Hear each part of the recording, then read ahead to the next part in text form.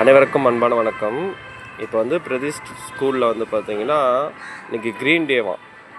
அதுக்காக செலிப்ரேஷன் பண்ணுறதுக்கு அவர் வந்திருக்காரு.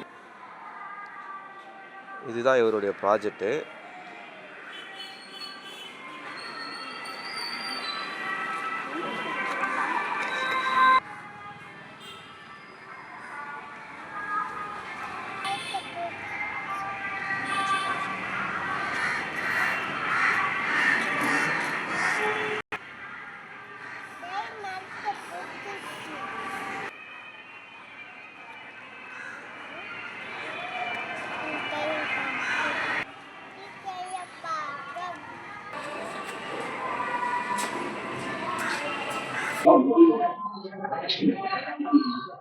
ஒவ்வொருத்தர் ஒரு மாதிரி செஞ்சுருக்காங்க.